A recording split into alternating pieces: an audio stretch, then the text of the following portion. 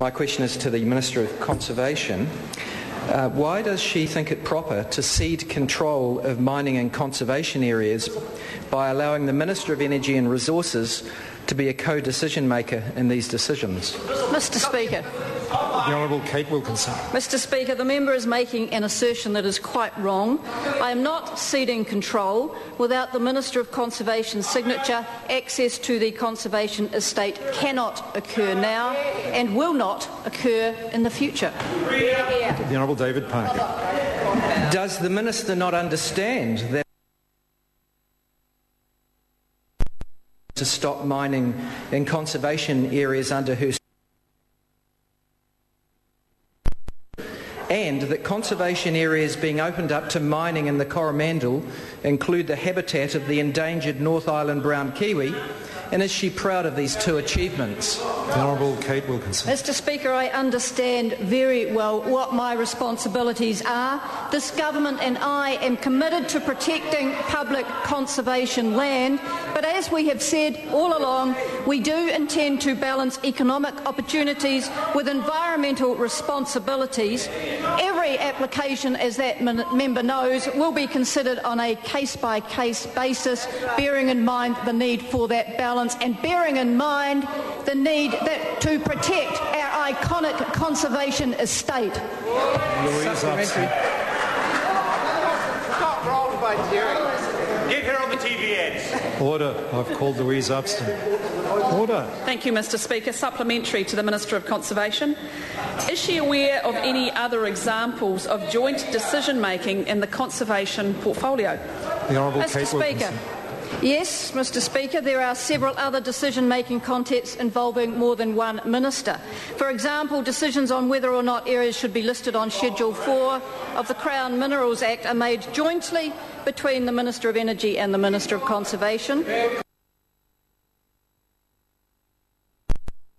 Marine reserves are made with the concurrence of the Ministry of Fisheries, and Section 71 of the Wildlife Act required the Ministers of Conservation and Energy to determine whether to allow Solid Energy to remove snails from the Stockton Plateau.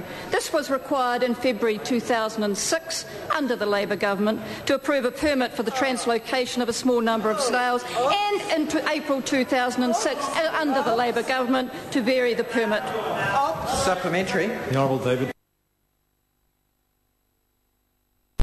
Attending the press conference she held with the Honourable Jerry Brownlee yesterday, given that she said very little at it, leaving the media with the impression that Mr Brownlee is running her portfolio. The Honourable Kate Wilkinson. Mr. Speaker, I attended that press conference because I take the responsibilities as Minister of Conservation very seriously, as does this government. That conference was not staged, and I did not have any control over what questions were asked by the media. The Honourable David Parker. Doesn't this week's announcement illustrate the likely outcome of her review of the advocacy role of DOC? And why doesn't she just agree now to her department being merged into Mr Brownlee's ministry? Honourable Kate Wilkinson. I do not agree with that member's assertion at all. Supplementary. Honourable David Parker.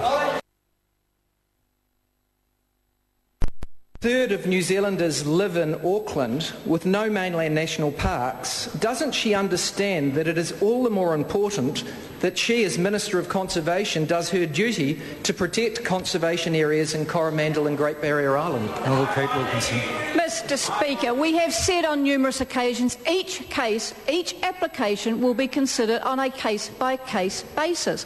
When I have that case in front of me, I shall look at it carefully. I shall take my responsibilities as Minister of Conservation very seriously. We are committed to protecting public conservation land, but we do also appreciate that there is a balance that can be achieved. That's right. Question number 7, Dr. Jackie Blue.